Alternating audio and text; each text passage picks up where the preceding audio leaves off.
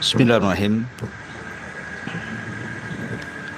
Assalamualaikum warahmatullahi wabarakatuh. Alhamdulillah wassalatu wassalamu ala Rasulillah wa ala alihi wa sahbihi wa mawalah wa la hawla wa la quwata illa billahi wa ba'du. Alhamdulillah, segala puja dan puji hanya milik Allah subhanahu wa ta'ala. Salawat dan salam kita hadiahkan kepada Rasul kita Nabi besar Muhammad sallallahu alaihi wa ala alihi wasallam.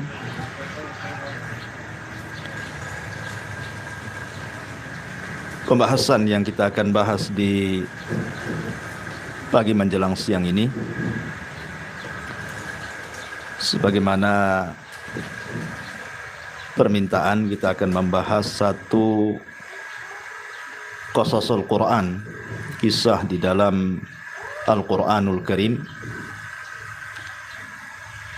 di mana kisah ini menarik sekali karena akan banyak pelajaran, khususnya kepada orang-orang yang sedang ditimpa musibah. Baik musibah karena kehilangan harta, musibah karena sebuah penyakit, musibah karena dijauhi manusia, atau musibah karena ditinggal mati oleh orang yang dicintainya, atau musibah apa saja. Kalau merenungkan kisah ini, insyaallah maka akan mendapatkan pencerahan bagaimana cara menghadapi sebuah musibah. Kisah ini kita beri tema tentang kisah keajaiban kesabaran Nabi Allah Ayyub alaihi salatu wassalam.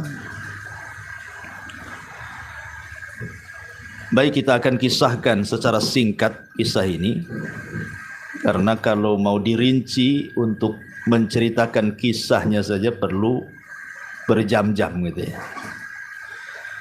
Tapi kita akan ambil poin-poin penting dalam kisah ini tanpa mengurangi inti daripada kisah. Tentu kita hanya berpatokan kepada Al-Quran dan juga sunnah yang sahih tentang kisah Nabi yang mulia ini. Ma'asyiral muslimin yang dimuliakan Allah subhanahu wa ta'ala, kisah Nabi Ayyub ini dicantumkan di 4 surat dalam Al-Quran. Bisa dilihat pada surah An-Nisa 163, surah Al-An'am 84, surah Al-Anbiya 83, dan surah Shad 41. Kita akan baca beberapa cuplikan ayat dalam Al-Quran, kemudian kita terangkan mengikuti riwayat Anas ibn Malik dari hadis yang sahih yang bercerita tentang kisah Nabi Allah Ayyub alaihi salatu wassalam. Di dalam surah An-Nisa ayat 163, Allah subhanahu wa ta'ala berfirman, Inna auhayna ilaika kama auhayna ila Nuhin wan nabiyyina min ba'di wa auhayna ila Ibrahim wa Ismail wa Ishaq wa Ya'qub wal asbat wa Isa wa Ayyub wa Yunus wa Harun wa Sulaiman wa atayna Dawuda zabura. Sungguh telah kami wahyukan kepadamu wahai Muhammad sebagaimana telah kami wahyukan kepada Nuh dan para nabi setelahnya. Dan kami wahyukan kepada Ibrahim, Ismail, Ishak, Ya'qub, dan juga Al-Asbat. Kemudian kepada Isa dan juga Ayyub, serta Harun dan Sulaiman, dan kami datangkan untuk Dawud kitab Zabur. Dari surah An-Nisa 163 ini kita bisa pahami bahwa Nabi Ayyub alaihi salatu wassalam adalah dari zuriyahnya Ibrahim. Karena bagaimanapun sebuah kata kerja ataupun domir dalam bahasa Arab itu pasti akan kembali yang terdekat. Tidak mungkin kemudian yang jauh. Kepada Nuh begitu ya, tetapi kepada Ibrahim. Kalau kita lihat silsilah Nabi Ayub itu, Ibrahim itu punya 2 putra. Satu Ismail yang kemudian menjadi Nabi Arab. Kemudian yang kedua Ishak yang kemudian menjadi buyutnya Bani Israel dan juga buyutnya bagi Bani Asfar atau dikenal dengan orang-orang Nasrani yang ada di Eropa sana. Karena dari Ishak itu lahir 2 orang. Pertama Yakub yang nama aslinya disebut Israel dan turunannya disebut Bani Israel. Yang kedua Al-Is yang kemudian turunannya disebut Bani Asfar atau disebut dengan orang-orang Romawi. Lah Nabi Ayub ini turunan daripada Al-Is ibn Ibrahim. Al-Is ibn Ishaq ibn Ibrahim. Jadi satu-satunya nabi dari turunan Is ini Ayub ini. Karena kebanyakan nabi itu turunan daripada Yakub. Yakub punya anak 12, salah satunya Nabi Yusuf. Lah dari 12 anak Yakub ini lahir ribuan para nabi. Tetapi dari Al-Is ini tidak banyak, salah satunya hanya Ayub saja yang dikirim berdakwah ke bangsa Romawi itu. Dia berdakwah di daerah Syam. Intinya bahwa dari ayat ini kita tahu bahwa Nabi Ayub itu secara nasab sampai kepada Ibrahim alaihi salatu wassalam lewat jalur Al-Is, bukan lewat jalur Yakub. Makanya dia bukan Nabi Bani Israel, karena enggak masuk turunan Yakub. Bahkan dia saudaranya gitu ya, saudara Yakub Al-Is ini. Dan Nabi SAW menyebutkan tentang Bani Asfar di akhir zaman itu. Ya. Tapi tidak kita hendak ceritakan soal akhir zaman. Intinya surah An-Nisa 163 ini menceritakan tentang nasab Nabi Ayub. Kemudian Allah Subhanahu wa taala menyebutkan dalam surah Sad. Surah Sad Allah mengatakan wadhkur abdana ayyuba idnada rabbahu inni massaniyadh-dhurr inni massaniyasyaitan binusbin wa adab. Dan ingatlah akan hamba kami Ayub ketika dia menyeru Tuhannya, sesungguhnya aku diganggu syaitan dengan penderitaan dan juga bencana. Ada yang memberikan catatan kepada ayat ini. Jadi Ayub alaihi salatu wassalam manusia paling bahagia. Artinya seluruh keinginan manusia hidup itu ada semua pada Ayub. Apa sih yang kita inginkan hidup itu? Pertama, harta. Ayub cukup hartanya. Bahkan kaya lagi. Bukan cukup, kaya lagi. Punya peternakan dari berbagai macam jenis binatang ternak. Punya perkebunan yang sangat luas dengan pekerja yang sangat banyak. Ya. Artinya secara kekayaan itu dicukupkan luar biasa. Dan inilah keinginan manusia. Apalagi manusia itu setelah kaya pengen punya istri yang salehah. Ayub dianugerahkan istri yang salehah. Bahkan herannya, Ayub itu kan terkenal kisahnya bicara tentang kesabaran istrinya. Tapi Al-Quran tidak menjelaskan. Hanya menjelaskan sekilas saja.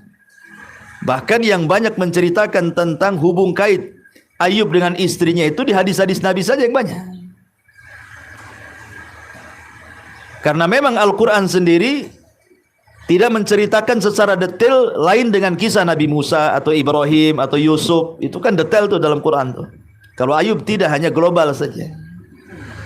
Dan banyak dijelaskan lewat hadis-hadis Nabi SAW dan beberapa kisah dari Bani Israel. Jadi Nabi Ayub itu diberikan istri yang cantik, yang kemudian juga sabar. Sabar menemani Nabi Ayub alaihi salatu wassalam. Cukup sampai di sini? Tidak. Orang hidup ini pengen punya anak. Ayub diberikan anak banyak. Ada yang mengatakan bahwa dia diberikan anak-anak sebanyak 7 orang laki-laki dan 3 orang perempuan. Itu menurut beberapa riwayat yang disebutkan para ulama tafsir, bahwa nama anak-anak Nabi Ayub itu 7 laki-laki dan 3 wanita. Ada yang mengatakan selain itu. Dan semuanya taat kepada orang tuanya. Semuanya soleh dan soleha. Siapa yang tidak ingin anaknya soleh dan soleha, coba? Ini sebuah kenikmatan yang luar biasa yang Allah anugerahkan kepada Ayub. Apalagi dihormati. Ayub dihormati oleh kaumnya, dia seorang nabi. Coba kalau Allah berikan kepada kita, diberikan kekayaan, dapat istri soleha, cantik lagi, anak-anaknya taat semua sama orang tuanya, orang menghormati, apalagi orang mau hidup tuh. Itu yang dicari, dan itulah kenikmatan surga. Artinya Nabi Ayub itu diberikan semuanya tuh, dunia kepada dia. Ya. Tapi subhanallah, Allah hendak menguji Nabi Ayub alaihi salatu wassalam. Maka syaitan cemburu kepada Ayub, digoda dengan berbagai macam godaan, pun Ayub tidak bergeming tuh. Makanya di sini Allah mengatakan firman-Nya bahwa Nabi Ayub alaihi salatu wassalam mengatakan, inni massaniya syaitan binusbin wa adab. Sungguhnya aku diganggu oleh setan dan penderitaan dan bencana, kata. Jadi setan ini mengadu kepada Allah Azza wa Jalla dan mengatakan, ya Rabb, pantas sajalah Ayub itu tidak bisa kugoda, karena engkau berikan semua jalur-jalur nikmat, tidak dikurangi. Coba kalau kukurangi nikmat itu, saya enggak yakin dia sabar, katanya. Ya. Tapi Allah Subhanahu wa taala mengatakan tidak demikian, karena Ayub itu inna wajadnahu sabira ni'mal abdu innahu awwab. Allah katakan apa? Sesungguhnya Ayub seorang yang sabar, dialah sebaik-baik hamba, sungguh dia sangat taat kepada Allah Azza wa Jalla. Allah janjikan kepada iblis, tidak, hambaku yang satu ini tidak mungkin walaupun diberikan ujian yang banyak, dia tetap sabar, kata Allah. Akhirnya betul-betul dibuktikan tuh, bayangkan. Ya, dengan cara apa? Disebutkan dalam hadis Anas bin Malik radhiyallahu an. Ya, hadis yang cukup panjang. Inna Ayyub nabiyallah lamma labitha fi bala'i 18 sanatan farafadahu al-qaribu wal-ba'idu illa rajulaini min ikhwanihi kana ya'duwani ilaihi wa yaruhan. Sesungguhnya Nabi Allah Subhanahu wa taala, maksudnya Ayub alaihi salatu wassalam, ketika betul-betul ditimpa musibah oleh Allah selama 18 tahun lamanya. Pertama, semua hartanya habis, ternaknya mati semua. Kemudian yang kedua, gagal panen. Ya. Semua kebunnya gagal panen, habis kekayaannya. Cukup sampai di sini? Tidak. Semua anak-anaknya diwafatkan oleh Allah Subhanahu wa taala. Semua anak-anaknya diwafatkan, tidak ada yang hidup satupun. 2 musibah ini saja kalau ditimpakan kepada orang biasa sudah stres. Jangankan 21 saja, hartanya hilang, anaknya masih hidup, wah, itu sudah stres luar biasa. Betapa banyak orang-orang yang kemudian gara-gara ekonomi bunuh diri, kan? Gara-gara ekonomi. Saya pernah lihat satu berita itu, satu keluarga minum racun, bahkan diracun lagi sama ibu anak-anaknya biar mati sama-sama. Hanya gara-gara apa? Faktor ekonomi. Ya. Jadi satu bencana saja, kadang-kadang kalau kita ini kurang beriman, terkadang mudah-mudah kufur nikmat tuh. Ini Nabi Ayub ini bukan hanya hartanya ludes, anak-anaknya mati semua. Sementara kematian anak itu berbeda dengan kematian pasangan. Kalau istri tinggal mati suami, kawin lagi. Istri mati suami hidup, bisa kawin lagi, kan begitu. Artinya bahwa kalau anak, siapa yang bisa menggantikan? Anak angkat dengan anak kandung saja beda sayangnya. Anak susuan dengan anak kandung saja beda gitu. Ini yang mati anak kandung, habis itu semua lagi mati. Artinya kalau mati semua kan tidak ada penerus jadinya. Betapa banyak orang yang tidak punya anak, dia keluarkan uang banyak hanya untuk punya anak kan gitu. Ini sudah punya anak mati semua. Apa enggak stres Ayub ini? Ya. Tapi dia hamba yang sabar. Makanya disebut imamus sabirin, imamnya orang-orang yang hendak mencontoh kesabaran. Tetapi tidak ada yang bisa menandingi kesabaran Ayub. Walaupun antum katakan sabarlah seperti Ayub, itu hanya omongan saja. Karena enggak ada orang sesabar Ayub, ya kan? Kemudian yang ketiga yang lebih parah lagi, Nabi Ayub diberikan penyakit yang disebut dengan Al-Judari. Kalau hari ini penyakit Judari mungkin bisa disembuhkan dengan operasi, dengan peralatan-peralatan kedokteran dan juga obat-obatan yang sudah ditemukan. Tapi di zaman itu kan tak ada operasi, belum ditemukan banyak obat-obatan kayak hari ini gitu ya, sehingga tidak ada obatnya. Gimana disebutkan oleh ahli tafsir itu, penyakit Ayub itu dari kepala sampai kaki itu dipenuhi dengan benjol-benjol, kemudian terkelupas dagingnya, isinya nanah, darah dan ulat. Coba bayangkan, satu badan dari atas kepala punya penyakit kayak gitu. Kemudian mengeluarkan bau yang tak sedap, sehingga Nabi SAW mengatakan, farafadahu al-qaribu wal-ba'id. Mulailah kemudian orang dekatnya menjauhi Ayub, orang jauhnya pun menjauhi Ayub. Mulai dibuli. Coba.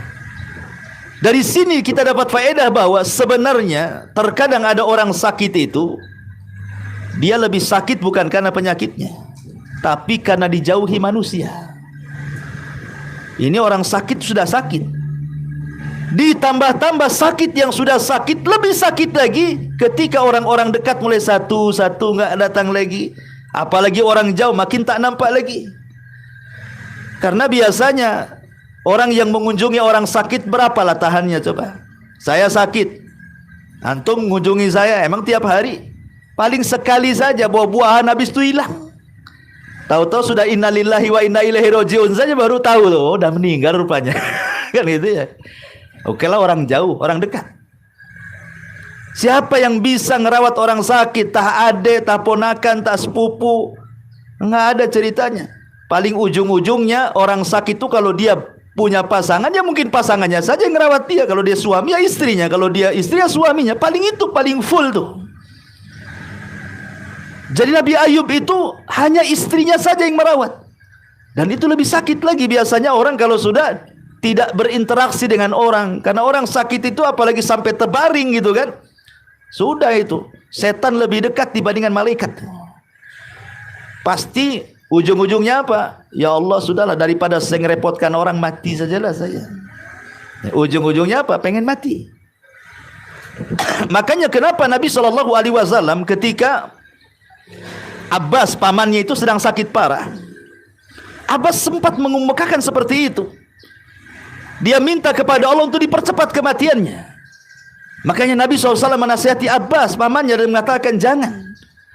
La tatamannayanna ahadakumul maut, kata Rasul. Tidak boleh seseorang itu berangan-angan, bercita-cita, melamun, menghayal ingin mati. Nggak boleh.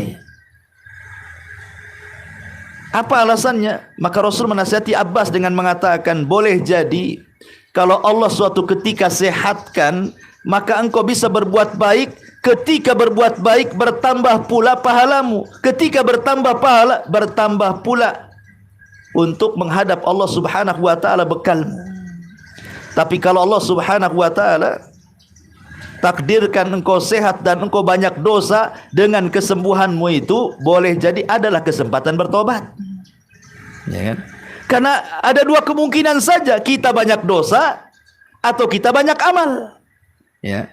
Kalau kita disembuhkan dari penyakit, ketika kita sudah banyak amal, kita tambah lagi amalnya, makin banyak lagi kita dapatkan kan, sehingga kita bisa mendapatkan yang lebih daripada yang sudah diamalkan di hadapan Allah. Atau mungkin sebelum sakit kita banyak maksiat, ketika Allah sembuhkan, kita bisalah bertobat, memperbaiki diri. Makanya jangan berangan-angan dengan kematian. Kalaupun kata Rasul, harus berangan-angan karena sudah tidak tahan. Mungkin sudah bertahun terbaring stroke itu ya, sudah merepotkan orang. Kalaupun harus meminta kematian, kata Rasul, berdoa kepada Allah. Ya Allah, kalau memang wafatku lebih baik, maka cepatkan wafatku. Tapi kalau kehidupanku lebih baik, maka sembuhkan. Nah, begitu doanya. Ya. Bukan sengaja kemudian membunuh dirinya, minum apa biar cepat mati, bukan begitu. Itu bunuh diri namanya. Bukan menyelesaikan masalah. Ya, karena kematian itu bukan tempat istirahat masalahnya. Kembali ke kisah bahwa Nabi Ayub alaihi salatu wassalam ditimpa penyakit sehari dua hari, bukan setahun dua tahun, tidak. Rupanya kata Nabi sallallahu alaihi wasallam berapa tahun? 18 tahun lamanya. Perhatikan di sini, labisa bihi balauhu thamaniya asyrata sanatan. Bahwa Nabi Ayub ditimpa penyakit itu 18 tahun lamanya. Terbaring. Tidak bisa kemana-mana, terbaring saja. Jadi kalau dia ke kamar mandi harus digendong oleh istrinya. Nanti balik lagi ke kasurnya, dipapa lagi. Selama 18 tahun lamanya. Tetapi luar biasanya Ayub itu, walaupun sudah 4 musibah cukup berat ya kan, sudah hartanya habis, kemudian anak-anaknya mati, kemudian ditimpa penyakit, kemudian dijauhi manusia, subhanallah, sabarnya luar biasa. Apa kata Ayub alaihi salatu wassalam? Maka Ayub alaihi salatu wassalam tidak pernah mengatakan, ya Rabb sembuhkan saya, ya Rabb kembalikan harta saya, ya Rabb tolonglah manusia jangan jauhi saya. Bukan itu. Nabi Ayub alaihi salatu wassalam hanya mengatakan, Rabbi inni massaniya dzur wa anta arhamur rahimin. Ya Allah, aku tahu yang menimpakan musibah itu Engkau. Tetapi aku tahu juga Engkau pasti tahu bahwa tidaklah Engkau memberikan musibah kepadaku kecuali karena sayangmu kepada hambaku. Hanya itu ucapan Ayub. Ayub tidak mengatakan, ya Rabb sembuhkan, ya Rabb kembalikan anak-anakku, ya Rabb kembalikan harta. Tidak ada. Dia hanya mengatakan, ya Rabb aku tahu musibah ini datang darimu, dan aku tahu juga tidak mungkin kau memberikan musibah kecuali karena kau sayang kepadaku. Karena musibah itu kalau diberikan kepada orang yang di luar orang Islam, orang kafir, maka itu dalam bentuk inzar, peringatan, diperingatkan ya. Tapi kalau diberikan kepada orang mukmin, maka itu bukan peringatan, tetapi dalam rangka mengangkat derajat dia dan menghapuskan kesalahannya. Ma'asyiral muslimin wal muslimat rahimani wa rahimakumullah. Ingat satu riwayat. Suatu ketika Nabi SAW sedang berkumpul seperti ini, memberikan tausiah. Datanglah sahabat bawa anak kecil. Ya, anak ini disayang betul, diciumi, dipeluk, masya Allah. Rasul takjub. Ya. Kemudian kata Nabi SAW, tuhibbuhu ya fulan, engkau suka dengan anakmu, kau cinta dengan anakmu. Maka orang ini mengatakan, ahabbakallahu kama uhibbu ya Rasul, sebagaimana Allah fitrahkan aku cinta kepadamu, begitulah aku cinta dengan anakku ini. Tiba-tiba setelah beberapa hari tak hadir di majelis taklim nih, orang yang bawa anak ini. Jadi Nabi bertanya-tanya, mana tuh yang sahabat kemarin yang bawa anak tuh? Maka orang-orang mengatakan, kami juga tidak tahu. Kata Rasul, cari dia, ada di mana dia? Mungkin adalah musibah yang menimpa dia. Akhirnya kemudian setelah dicek rumahnya, rupanya dia merasa sedih dengan luar biasa karena putranya yang dibawa kemana-mana, yang si mata wayang itu meninggal dunia. Jadi kesedihannya itu membuat kakinya berat untuk melangkah ke majelis taklim Nabi. Karena saking sedihnya, anak satu-satunya meninggal. Jadi Nabi SAW datanglah takziah kepada sahabat ini, menghibur hatinya dan mengatakan, bagaimana kalau Allah Subhanahu wa taala berikan 2 pilihan kepadamu, katanya. 1, Allah hidupkan anakmu dan engkau bersenang-senang dengan anakmu di dunia, tapi di akhirat tidak dapat apa-apa. Atau kata Rasulullah, anakmu berdiri di pintu sorga, kemudian anakmu akan membawa kamu masuk ke dalam sorga. Milih mana?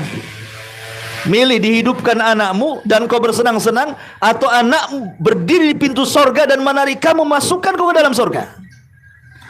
Kata sahabat ini, ya tentu milih yang kedua lah. Dari situlah dia mulai tenang. Nabi SAW memberikan ketenangan bahwa siapapun yang Allah uji dengan kematian anaknya yang belum balik, dia sabar dan ihtisab mengharap pahala Allah, maka anak ini kelak jadi syafaat bagi dia. Syafaat bagi dia. Karena dalam hadis yang lain bahwa anak-anak itu nanti akan berdiri pintu-pintu sorga, disuruh masuk sama Allah, nggak mau dia. Kata Allah, udkhulul jannah, masuk kalian ke sorga. Ngapain berdiri pintu sorga? Dia mengatakan tidak, sampai bapak dan ibu kami juga masuk ke dalam sorga. Maka Allah mengatakan, udkhulul jannah antum wa abaukum. Ya kalau gitu nggak apa-apa, masuklah ke sorga, ajaklah orang tua mau masuk sekalian, katanya. Ya. Bahkan bukan hanya itu saja. Ketika Allah Subhanahu wa taala memanggil para malaikat, malaikat khusus mencabut ruh itu, apa kata Allah? Apakah kalian mencabut anaknya hambaku? Kata Allah. Kata malaikat maut, ya. Apakah yang dicabut itu anak yang disayangi orang tuanya? Kata malaikat maut, ya. Setelah anak itu kalian cabut, apa yang diucapkan orang tuanya? Kata malaikat itu, hamidaka wastarja. Dia memujimu ya Rabb, mengucapkan alhamdulillah, dan dia mengatakan innalillahi wa inna ilaihi rajiun. Kata Allah, kalau begitu bangunkan satu istana di sorga, wasammuhu baitul hamdi, dan kasih nama rumah itu ataupun istana itu sebagai Baitul Hamdi, karena dia memuji saat kematian anaknya. Alhamdulillah, bukan artinya alhamdulillah di sini maksudnya syukur anaknya. Syukurlah kau mati alhamdulillah, bukan begitu. Gila orang gitu. Maksudnya alhamdulillah ketika kematian anaknya itu dia bersyukur bahwa disinilah ladang pahala. Sebab kalau tidak ada ujian, tidak ada ladang pahala. Makanya ketika ada seorang salaf ngiris buah-buahan, rupanya keiris jarinya. Jadi patahlah satu ruas jari ini, keiris pisau. Tiba-tiba tersenyum dan tertawa dan mengatakan alhamdulillah, katanya. Jadi orang sebelahnya, gila kamu, katanya. Harusnya orang yang kena patah itu sakitnya gitu ya, nangis kan, namanya orang kena patah lagi, ya kan? Apa kata dia? Ya, dia mengatakan demi Allah, ya, aku melihat, katanya, aku berpikir bahwa ini musibah yang aku alami ini akan mendatangkan pahala besar bagiku, dan bayanganku kepada pahala itu mengalahkan rasa sakit di tanganku, katanya. Makanya aku tersenyum, katanya. Tuh, orang dulu tuh kayak gitu tuh. Oh, kalau kita udah pikir, aduh nggak punya jari jelek kali, udah mungkin kalau kita berpikir seperti itu. Ya. Tapi endaklah, begitulah para ulama. Jadi setiap musibah itu dihadapi bahwa di balik ini ada ladang pahala, maksudnya. Karena ada sorga yang tidak bisa diraih dengan sholat, tidak bisa diraih dengan zakat, tidak bisa diraih dengan pahala apapun, ibadah apapun. Hanya bisa diraih dengan kesabaran saat ditimpa musibah. Ada sorga-sorga yang tidak bisa diraih kecuali dengan kesabaran, ya. Dan sabar itu lebih mudah dapat pahala dibandingkan Anda melakukan ibadah. Contohnya, kita malam bangun pagi, malam-malam dingin-dingin, ya kan, bangun sholat malam, kan berat tuh. Sholat witir, sholat malam, tahajud itu kan berat, ya. Hanya supaya kita dapat pahala dan diampuni dosanya, kan. Apalagi kalau musim dingin, kan itu. Apalagi sudah capek kerja, rasanya berat. Tetapi ketika kita sabar dari sakit kepala saja, umpamanya kita kena demam sakit kepala, kemudian kita sabar, kemudian kita katakan, ya Rabb, mudah-mudahan penyakit demam saya ini menggugurkan dosa saya, mengangkat derajat saya. Ini lebih baik pahalanya dibandingkan yang sholat malam tuh. Di zaman Rasul ada seorang wanita namanya Ummu Sa'ib. Dia terkena demam tinggi, sakit kepala. Tiba-tiba dia mengerang karena sakit kepalanya. Jadi kata Nabi SAW, ada apa engkau wahai Ummu Sa'ib? Kata Nabi SAW. Kata Ummu Sa'ib, humma ya Rasulullah la barakata fiha, katanya. Saya terkena demam, semoga Allah tidak memberkahi demam ini, katanya. Kata Nabi SAW, la tasubbil humma, jangan kau cela demam. Jangan kau cela demam, jangan kau cela sakit kepala, jangan kau cela meriang. Karena sesungguhnya al-humma, penyakit ini, bisa yudkhibu khotoya ibni Adam, bisa menghapuskan kesalahan-kesalahan anak Adam seperti api bisa mengikir karat-karat yang ada di besi, kata Nabi. Coba. Kan kita kadang hujan sedikit demam kan itu. Sebenarnya ladang pahala ini kalau kita mau sabar. Ya. Cuman kadang-kadang kita tidak sabar masalahnya. Baru demam saja sudah ngeluh luar biasa tuh. Ya. Lah dari sini kita tahu bahwa Nabi Ayub ditimpa luar biasa itu dengan perkara ini. Akhirnya kemudian karena sudah ditinggalkan orang sana sini terpaksa dia harus menjauh dari orang. Maka Nabi Ayub memilih tinggal jauh di perbatasan desa dan menjauh dari kaumnya. Akhirnya hanya hidup berdua dengan istrinya satu tenda itulah. Lah siapa yang ngasih makan Ayub coba? Rupanya yang bekerja adalah istrinya. Istrinya menjadi pembantu rumah tangga dan dia menyamar supaya orang nggak tahu dia istrinya Ayub. Dia bekerja ke tempat yang jauh, yang orang nggak kenal dengan dia. Sebab kalau seandainya ada orang dengan kenal dia, nggak akan diterima itu pekerjaannya. Kenapa? Takut ketular penyakit Ayub.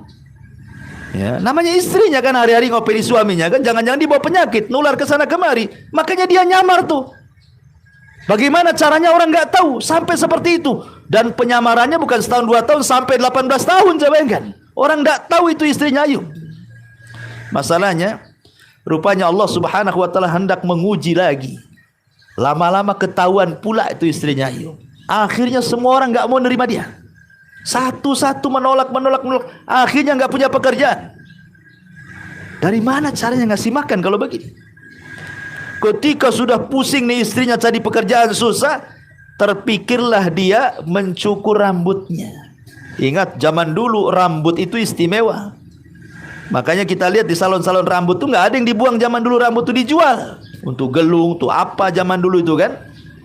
Kalau zaman sekarang enggak lah. Ya, zaman sekarang dibuang-buang, zaman dulu rambut ya. Zaman dulu nggak ada rambut palsu. Ya rambut asli itulah kemudian dibuat jadi gelung dan yang semacamnya ya.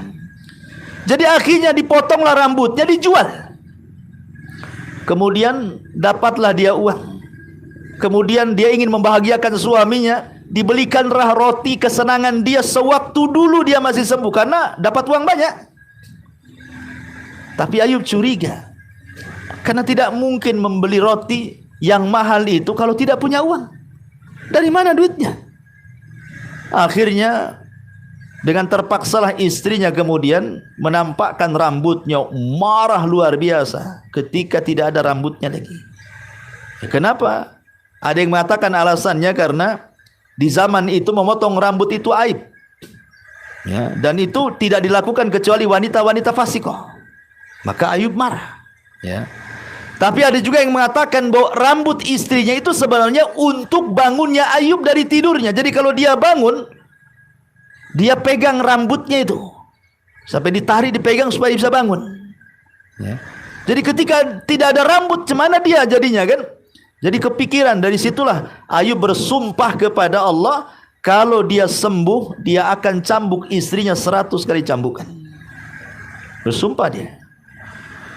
Kemudian Allah Subhanahu wa taala takdirkan suatu ketika Ayub alaihi salatu wassalam hendak pergi ke tempat buang hajat. Biasalah setiap hari dipapah, dipangku sama istrinya kan. Setelah dia masuk ke tempat buang hajat itu, karena Ayub ini dia memiliki sifat pemalu, maka kalau sudah di tempat buang hajat istrinya langsung pergi, nggak mau ditengokin. Ya. Disitulah Allah Subhanahu wa taala berfirman kepada Ayub alaihi salatu wassalam bahwa dia akan disembuhkan penyakitnya. Apa kata Allah? Urkud birijlika hadza mughtasalun baridun wa syarab. Allah firmankan, hentakkan kakimu wahai Ayub. Inilah air yang sejuk untuk mandi dan untuk kau minum. Maka setelah datang wahyu, Ayub pun menghentakkan kakinya. Kenapa harus menghentakkan kaki? Bukankah Allah itu maha kuasa, tanpa harus begitu dia bisa menyembuhkan penyakit kan? Tapi Allah hendak mengajarkan kepada Ayub bahwa berdoa saja tidak cukup, harus mengambil sebab. Kan Allah mampu menyembuhkan secara langsung kun fayakun, kan bisa kan? Kenapa mesti susah-susah harus Apa menghentakkan kaki dulu, keluar angin, air, kemudian diminum, kemudian mandi di situ. Allah ingin katakan bahwa segala sesuatu itu pasti ada sebab. Allah hendak membuat sebabnya dulu. Makanya ini dalam bab tawakal, bahwa berdoa kepada Allah saja tidak cukup, tetapi harus mengambil sebab. Seperti Rasul hijrah, kan bisa saja seperti perjalanan Isra Mi'raj, naik buruk, seret, sampailah di Madinah. Kenapa mesti kemudian nyewa orang yang tahu jalan, kemudian di gua Thur 3 hari, sampai keluarga Abu Bakar sibuk mempersiapkan perbekalan dan begitu seterusnya kan, sampai ketemu Waroko dan hampir mau dibunuh dan begitu seterusnya. Kan bisa saja Nabi SAW disediakan buruk sama Abu Bakar, nggak sampai 1 menit sudah sampai di Madinah. Kenapa tidak dibuat seperti itu? Rupanya Allah ingin mengajarkan kepada Nabi dan umatnya bahwa segala sesuatu perjuangan, cita-cita yang besar itu tidak mungkin diraih kecuali dengan mengambil sebab. Ada sebab, ya. Sebab itulah yang kemudian menjadikan kita ini sukses. Seperti umpamanya seseorang yang bekerja di perusahaan, dia ingin jadi manajer. Ambil sebabnya. Bekerjalah dengan jujur, profesional, kalau perlu ambil lagi pendidikan, dan terus berdoa kepada Allah sebagai bentuk doa, dan tadi mengambil sebab, kemudian telateni pekerjaannya. Insya Allah kalau Allah Subhanahu wa ta'ala mau, jadi dia manajer kan begitu. Tetapi ada juga yang ingin instan, datang ke dukun, bilang sama dukun, Pak dukun tolonglah itu mantra-mantra si bos itu supaya besok aku jadi manajer. Itu manajer instan tuh, ya. Jadi enggak juga, karena rata-rata orang datang ke dukun ngibul dukun. Karena dukun itu tidak ada bahasa tidak bisa. Bisa Pak dukun? Bisa. Enggak ada. Lain dengan dokter. Kalau dokter itu kalau enggak sanggup dia dirujuk ke rumah sakit lain. Kata rumah sakit ini nggak bisa, dirujuk ke rumah sakit yang lebih besar lagi. Kalau dukun nggak ada rujukan tuh. Kata dukun, oh nggak bisa saya, datang ke dukun yang sana. Kata dukun sana, oh nggak bisa, datang ke dukun sana. Kenapa tidak ada seperti itu? Karena semua dukun tukang gibul. Kalau dia merujukkan pasiennya ke orang lain, berarti dia nggak sakti, nggak ada lagi orang datang sama dia. Kan gitu. Ya. Makanya jawabannya bisa. Nggak ada bilang nggak bisa. Nah, kenapa? Karena semua dukun itu malpraktek. Kalau dokter kan nggak mau malpraktek, ya. Betul-betul praktek. Ya. Ma'asyiral muslimin yang dimuliakan Allah Azza wa Jalla, lah ketika itu Allah menyuruh menghentakkan kaki. Pas dihentakkan kaki itu keluar air. Kemudian Allah mengatakan minum. Maksudnya minum untuk mengobati dalam. Mandi untuk mengobati luar. Ya, jadi diobati luar sama dalam sama Allah itu. Dalamnya diobati dengan cara diminum, luarnya diobati dengan cara mandi. Subhanallah. Ketika habis minum dan mandi, Ayub dibuat lebih muda lagi, bahkan lebih ganteng lagi daripada sebelum dia tertimpa musibah itu. Allah lipatkan mudanya, dan Allah lipatkan kegantengannya. Dan itu disebutkan di dalam Al-Qur'anul Karim, wa wahabna lahu ahlahu wa mislahum ma'ahum rahmatan minna wa dzikra liulil albab. Dan kami anugerahkan dia dengan mengumpulkan kembali keluarga, dan kami lipat gandakan. Jadi semua nikmat yang Allah berikan itu Allah lipat gandakan lagi tuh. Subhanallah. Sampai ketika dia keluar dari kamar mandi, kemudian istrinya tidak tahu kalau Ayub sudah keluar. Pas datang ke kamar mandi, Ayub sudah nggak ada. Dicari-cari ke sana kemari nih suaminya, rupanya nggak ada. Tiba-tiba ada melihat anak muda, dia tanya tuh, kau lihat Ayub tak? Katanya, kau lihat Ayub katanya. Ayub bingung lah, dia Ayub masalahnya. Kata Ayub, ana Ayub katanya, saya Ayub katanya. Dari situlah akhirnya istrinya pun disuruh minum, mandi, dan sama juga dimudahkan lagi. Subhanallah. Ya. Begitulah ikhwatu fiddin muliakan Allah Azza wa Jalla, ketika dia tabah, sabar, bersyukur, berdoa, mengambil sebab, Allah kembalikan itu semuanya. Ma'asyiral muslimin yang dimuliakan Allah Azza wa Jalla, dalam sebuah hadis Nabi sallallahu alaihi wasallam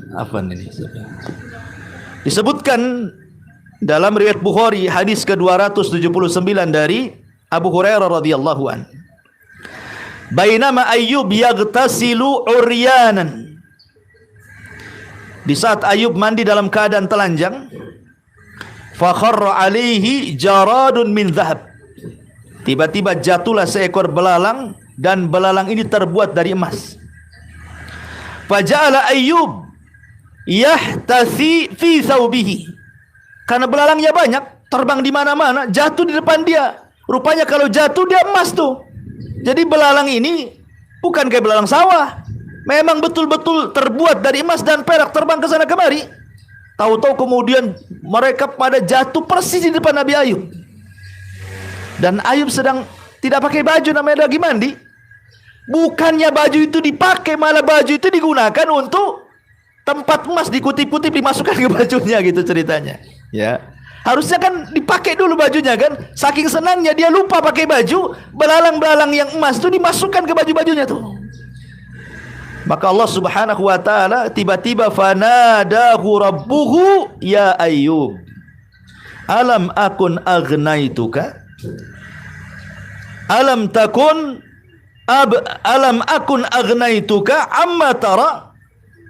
Wahai Ayub, tidak cukupkah pemberian yang telah aku berikan kepadamu? Kau tidak cukup ya diberikan nikmat yang banyak? Ya.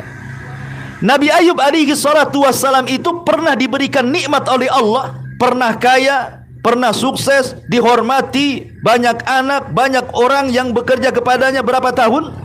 70 tahun. Diberikan nikmat 70 tahun lamanya. Justru ketika Ayub ditimpa musibah, yang tidak sabar bukan Ayubnya, istrinya yang tidak sabar. Dia mengatakan dalam hadis yang sahih, kata istrinya mengatakan, ya Ayub, bukankah engkau seorang nabi? Berdoalah kepada Allah Subhanahu wa taala. Kalau engkau berdoa kepada Allah Subhanahu wa taala, saya stajibulak, saya yakin Allah pasti kabulkan, karena engkau seorang nabi, kata istrinya. Tapi Ayub mengatakan kepada istrinya, wahai istriku, coba bandingkan antara nikmat dengan musibah ini. Berapa tahun Allah kasih nikmat sama kita? Sab'ina sanatan. 70 tahun kita berada di atas kenikmatan. Bukan waktu yang sebentar 70 tahun itu. Kita diberikan kekayaan, diberikan kesehatan, diberikan anak, dihormati orang. Kurang apa? Ya. Sekarang saya baru diuji 18 tahun. Tiba-tiba harus meminta kepada Allah dikembalikan nikmat itu, yang tidak banding katanya. Ya. Kalau ingin banding, tunggu 70 tahun lagi baru kita minta. Ini baru 18 tahun minta dikembalikan lagi apa yang sudah diambil Allah. Kata Ayub, tidak, ini belum sebanding katanya. Ya. Makanya Allah Subhanahu wa taala mengatakan, fanadahu rabbuhu ya Ayub alam akun aghnaitu. Wahai Ayub, bukankah aku telah berikan kecukupan kepadamu dulu? Masih kurang. Mau ngutip-ngutip emas lagi kamu katanya. Maka Ayub mengatakan, bala wa izzatika walakin la ghina bi ambarakatika ya Rabb. Tentu wahai Rabb, tetapi siapa yang kenyang dari keberkahan yang kau anugerahkan? Ini harta dari kamu, dan kalau engkau yang memberi pasti berkah. Siapa yang tidak kenyang dari berkah? Makanya aku kutip. Makanya Ayub kemudian kembali lagi kekayaannya. Dia diberikan emas yang banyak dari belalang-belalang itu dan perak. Kemudian kaya lagi. Bahkan dia bisa membeli kebun lebih luas daripada sebelumnya, membeli ternak lebih banyak dari sebelumnya. Dan subhanallah, Nabi Ayub alaihi salatu wassalam diberikan keturunan 2 kali lipat daripada sebelumnya. Keturunannya itu 2 kali lipat. Ya. Dari sini menunjukkan bahawa la in syakartum la azidannakum wa la in kafartum inna adzabi lasyadid. Ini sekilas kisah Nabi Ayub. Kita ambil singkatnya saja. Baik, kita akan ambil pelajaran yang berharga dari kisah ini. Ma'asyiral muslimat yang muslimin wal muslimat rahimani wa rahimakumullah. Di dalam sebuah hadis Nabi sallallahu alaihi wasallam bersabda bahwa ada 3 ujian yang Allah Subhanahu wa taala akan ujikan kepada manusia. Hadis ini dari Abu Hurairah radhiyallahu an, Nabi sallallahu alaihi wasallam bersabda, "Ma yazalul bala bil mu'mini wal mu'minati fi nafsihi wa waladihi wa malihi hatta yalqallaha ta'ala wa ma'alaihi khati'ah, sampai dia sabar dan mengharap pahala sehingga dia berjumpa dengan Allah tidak punya dosa sedikit pun. Di sini Nabi SAW mengatakan bahwa manusia tidak akan lepas dari 3 ujian. Ujian yang pertama diberikan kepada diri sendiri. Ujian yang kedua diberikan kepada anak-anak. Ujian yang ketiga diberikan kepada harta. Manusia tidak lepas dari 3 ujian ini. Kalau enggak diuji dirinya, diuji anaknya. Kalau enggak diuji anaknya, diuji hartanya. Makanya manusia tidak lepas dari 3 kata. Haznun wa ghammun wa hammun. Haznun, sedih. Kemudian ghammun, stres. Kemudian hammun, bingung. Pasti manusia tidak lepas dari 3 kata ini. Sedih, stres, bingung. Sedih karena perkara lampau. Bingung karena menghadapi masa depan. Stres karena menghadapi masa yang sekarang dihadapi dia. Manusia tidak lepas dari 3 kata ini. Ya. Kalau enggak sedih, stres. Kalau enggak stres, bingung. Begitulah manusia. Betapa banyak orang yang sedih karena perkara yang sudah lampau. Lihat Nabiullah Ya'qub alaihi salatu wassalam. Ketika Nabi Yusuf dihabarkan mati diterkam serigala, padahal Yusuf dimasukkan ke sumur.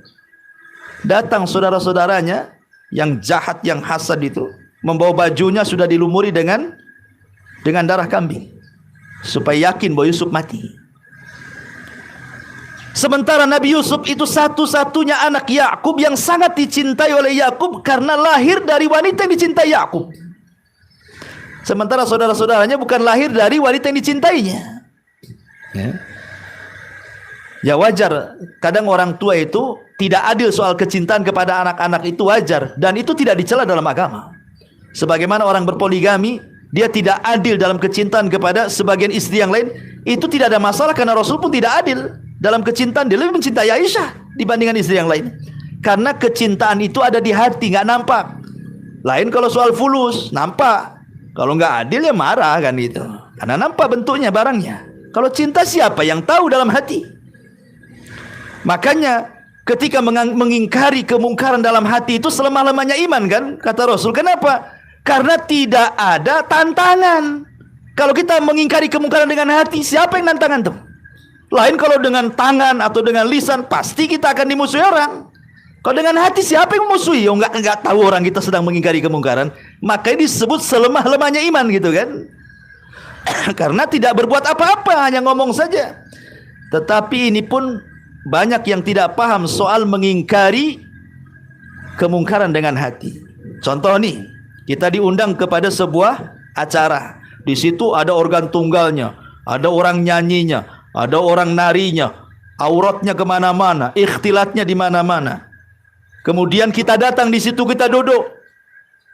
Kemudian dikatakan, kenapa antum enggak mengingkari kemungkaran? Kenapa enggak di stop aja itu orang nyanyi itu? Ya. Kenapa enggak dibubarkan saja itu orang ikhtilat itu? Apa kata dia? Enggak bisa lah saya mengingkari kemungkaran dengan kekuasaan. Ini kan bukan acara saya. Enggak bisa juga saya mengingkari dengan lisan, nanti saya diusir. Ya paling tiga dengan hati. Jadi saya sedang mengingkari kemungkaran dengan hati. Kita katakan kadzabta, dusta kamu. Kenapa dusta? Kalau memang mengingkari dengan hati, pergi dari situ. Ya. Lain kalau kasusnya kita naik pesawat, kemudian di situ ada pentas dalam pesawat, ada orang nyanyi, ada orang ikhtilat, nampak aurat. Mau pergi kemana di pesawat? Mau terjun payung ke bawah? Itu bedanya di situ. Ada istilah sama, ada istilah istama namanya. Istama'a dengan sama itu beda. Ya. Kalau sama mendengar, tidak menikmati. Kalau istama yastami istimaan itu mendengar dan menikmati. Ya. Kalau dia masih mendengar dan menikmati, dia belum bisa mengingkari dengan hati. Tapi kalau hanya mendengar saja dan dia bisa mengingkari, itulah namanya mengingkari dengan hati. Loh, kita bisa pergi, kenapa kamu antum di situ? Berarti nikmatilah kan? Kan gitu ya. Ya. Kalau nggak bisa pergi berarti menikmati. Lain kalau kasusnya di pesawat tadi, memang nggak bisa kemana-mana, ya terpaksa dengarlah kan itu. Kita nggak bisa menghindar dari situ. Nah, itulah bedanya mendengar dengan menikmati dengan mendengar. Nah, jadi jangan bilang, Anda nggak bisa ngingkari. Lah kenapa antum nggak pergi? Ya segan lah, ini kawan katanya. Nah, berarti tidak mengingkari apa-apa antum di situ. Tidak dengan hati, tidak dengan lisan, tidak dengan tangan. Kan itu ya. Logika kan seperti itu. Ma'asyiral muslimin yang dimuliakan Allah Azza wa kembali, bahwa seorang mukmin tidak lepas dari 3 kata, sedih. Nabi Yakub tadi ketika mendengar Nabi Yusuf meninggal tuh dimakan serigala, itu setiap hari menangis. Siang malam dia menangis. Pada seorang nabi itu sedih. Sampai-sampai Allah mengatakan tabiyaddat ainahu wa huwa kadhib. Sampai sudah tidak ada lagi air mata yang jatuh dari matanya, dan yang terakhir itu air mata warna putih, itu yang last air mata namanya. Air mata warna putih itu yang terakhir air mata itu. Udah nggak ada air mata lagi. Saking sedihnya sampai buta akhirnya Nabi Yakub itu memikirkan Nabi Yusuf. Tapi hebatnya Nabi Yakub memberikan pelajaran kepada kita. Dia tidak pernah mengeluh. Dia mengatakan innama ashku bathi wa huzni ilallah. Ya Allah, saya hanya mengadukan keperitan dan kesedihan ini kepadamu saja. Jadi Nabi Yakub mengajarkan sabar dan terus berdoa kepada Allah Subhanahu wa taala. Jadi terkadang orang sedih dengan perkara-perkara yang sudah lampau. Mungkin dulunya kaya, pernah kaya kemudian miskin. Mungkin dulu pernah ada orang yang dicintainya kemudian meninggal kepikiran. Ya, mungkin dulu dia pernah sukses jadi manajer perusahaan tertentu atau menjabat di kementerian tertentu, atau mungkin pernah jadi jenderal, menteri atau yang lainnya, tiba-tiba pensiun. Sedih dia mikir. Jadi rakyat biasa nggak dihormati lagi, dihina dan macam-macam, sedih mikir macam-macam lah perkara-perkara sedih itu. Atau mencari barang tak ketemu-ketemu, ya. Akhirnya sedih. Ada orang yang sedih karena perkara-perkara seperti itu. Kemudian yang kedua, ghammun, stres. Ya. Stres masalah keluarganya, asyik bertengkar dengan istrinya. Asyik tengok anaknya nakal, ya. Kena narkoba, kena ini, pergaulan bebas macam-macam, ya. Tengkar di perusahaan, tahu-tahu di PHK gitu ya. Kemudian stres, sakit nggak sembuh-sembuh, ya. Pokoknya ada orang itu seperti distreskan dengan berbagai macam sebab. Atau mungkin yang terakhir, hamun, bingung. Nanti masa depan gimana anak-anak ini? Nanti kalau saya sudah tua, akankah anak-anak saya berbuat baik sama saya? Ya. Nanti kalau saya tua ini tabungan tak ada. Dari mana saya dapat duit? Ada orang yang bingung, belum terjadi sudah bingung tuh. Ya. Lah manusia tidak lepas dari 3 kata ini. Sedih, stres, bingung. Ya. Inilah yang dimaksud. Kenapa? Karena manusia juga tidak lepas dari 3 ujian. Kalau tidak diuji dirinya, diuji anaknya, diuji hartanya. Tapi Nabi SAW mengatakan di sini, ma yazalul bala, akan senantiasa ujian itu menimpa seorang mukmin laki-laki dan perempuan pada dirinya, pada anaknya, pada hartanya, sampai dia menghadap Allah hilang semua dosanya. Kenapa? Karena dia sabar dan mengharap pahala Allah Subhanahu wa taala. Wa asa an takrahu syai'an wa huwa khairul lakum. Terkadang sesuatu yang kita anggap buruk rupanya baik pula di hadapan Allah. Sampai ada istilah para ulama, kullu murrin saufa yamurru liya'tiya ba'dahu bil yusri alladhi yasurru. Kata para ulama, kullu murrin saufa yamurru, setiap keperitan hidup itu pasti akan berlalu nanti. Tidak mungkin Allah kasih sakit terus sampai mati, tidak. Tidak mungkin Allah kasih susah terus tidak pernah senang. Tidak mungkin Allah kasih sedih tidak pernah tertawa. Tidak mungkin Allah kasih miskin tidak pernah cukup. Pasti suatu ketika akan berlalu tuh. Makanya istilahnya kullu murrin saufa yamurru. Setiap keperitan hidup itu nanti akan berlalu. Ada masanya. Karena Allah itu ketika menciptakan hari itu akan disilih bergantikan antara tertawa dan menangis, antara bahagia dan susah, antara berkumpul dan berpisah. Begitu hidup itu. Dan kita bisa rasakan kan. Makanya sering saya katakan, saya, Anda, Ibu pasti dulu pernah mengalami sebuah masalah yang kita tidak mungkin keluar dari situ kan. Pernah lah, saya nggak mungkin nggak pernah. Pasti antum pernah mengalami kesulitan, rasanya kiamat dunia ini. Aduh gimana caranya? Aduh gimana caranya? Nah, gitu bahasanya ya. Pasti akan mengalami itu. Siapapun yang belum mengalami, pasti suatu ketika mengalami. Ya, pasti akan mengalami perkara itu. Aduh gimana ini? Aduh gimana ini? Ya. Kayaknya gagap gitu hidup tuh, kayaknya nggak ada langkah. Kalau catur udah kalah langkah dia tuh. Ya. Tetapi subhanallah, rupanya tidak ada air yang keruh melainkan bisa dijernihkan. Tidak ada benang kusut kecuali bisa diuraikan. Masalah itu kalau dihadapi mudah sebenarnya. Ya. Karena ada orang itu yang sebelum berperang sudah kalah dulu. Mikir dulu musuhnya berat. Nggak jadilah. Gimana menyelesaikan masalah? Hadapi dulu. Kalau kita menghadapi musuh, disinilah Allah katakan inna ma'al usri yusran, inna ma'al usri yusra. Allah kasih satu kesulitan, tapi Allah datangkan dua kemudahan. Karena ketika Allah mengatakan kalimat sulit, al-yusri pakai alif lam. Ketika Allah menyebut mudah yusran pakai tanwin, artinya nakirah. Artinya kalau isim dalam bahasa Arab menggunakan alif lam itu disebut isim ma'rifat. Ketika menyebut inna ma'al usri yusra, inna ma'al usri yusran, berarti kesulitan yang pertama itulah kesulitan yang kedua. Itu juga kesulitannya.